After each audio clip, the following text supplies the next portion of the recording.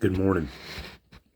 I sat down for some coffee this morning and opened my Bible up, and it just accidentally kind of opened it up to Ezekiel 33, and it's a verse or a section of verse I've covered before when I'm wanting to remind myself of the character of God, remind myself of the importance of my walk with the Lord, needing to endure to the end of my life, not turning back, not slipping back.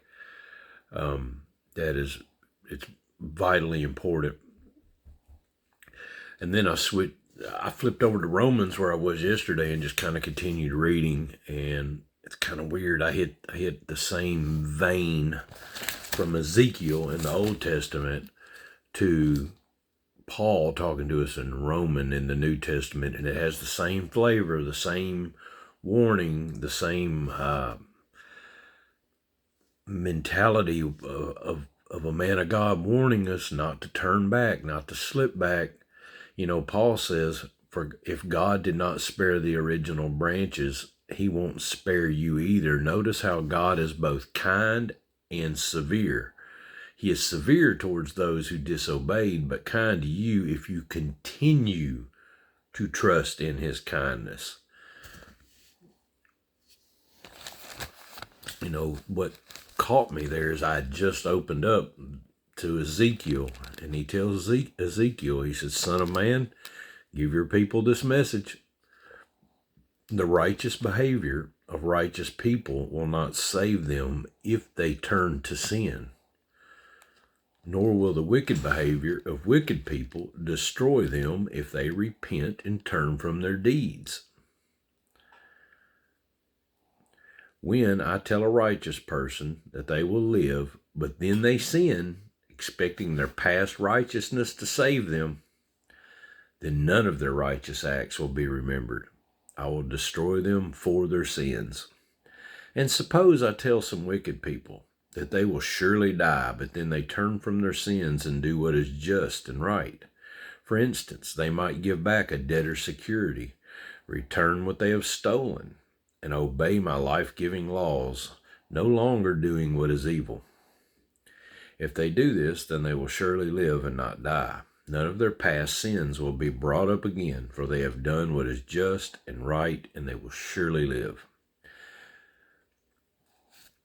Your people are saying, the Lord isn't doing what is right, but it is they who aren't doing what is right. For again I say, when righteous people turn away from their righteous behavior and turn to evil, they will die. But if wicked people turn from their wickedness and do what is just and right, they will live. O people of Israel, you are saying, the Lord isn't doing what is right, but I judge each of you according to your deeds. You know, I'm really get a weird feeling in the pit of my stomach anytime I see someone who had walked with the Lord and then falls back into their old lifestyle. Then the next thing you know, I'm hearing that they're dead. I always wonder, and look, not me nor you can judge the situation. Only God is the judge.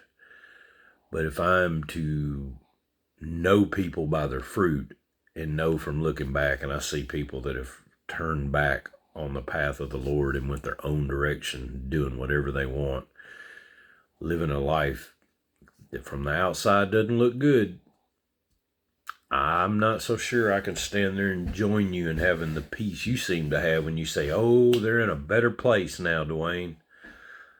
I'll always say, are they? I don't know. You know, Paul said, "So dear brothers and sisters, I plead with you to give your bodies to God because of all he has done for you. Let them be a living and holy sacrifice, the kind he will find acceptable. This is truly the way to worship God. Don't copy the behavior and customs of this world, but let God transform you into a new person by changing the way you think. Then you will learn to know God's will for you, which is good and pleasing and perfect." He warns us not to think we're better than we really are. He goes, don't just pretend to love people. Really love them. Hate what is wrong, but hold tightly to what is good. Love each other with genuine affection. Take delight in honoring each other. Don't be lazy, but work hard and serve the Lord enthusiastically. Rejoice in our confident hope. Be patient in trouble and keep on praying. When God's people are in need, be ready to help them. Always be eager to practice hospitality. Bless those who persecute you. Don't curse them.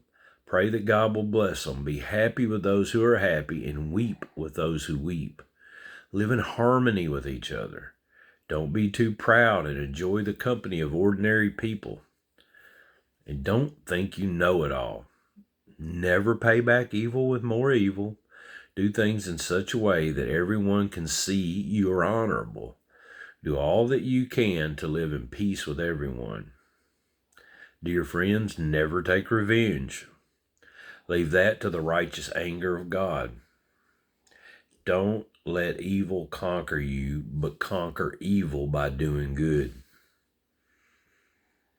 Owe nothing to anyone except for your obligation to love one another. If you love your neighbor, you will fulfill the requirements of the law. Love does no wrong to others. So, love fulfills the requirements of God's law. And then Paul goes on to warn us that time is running out.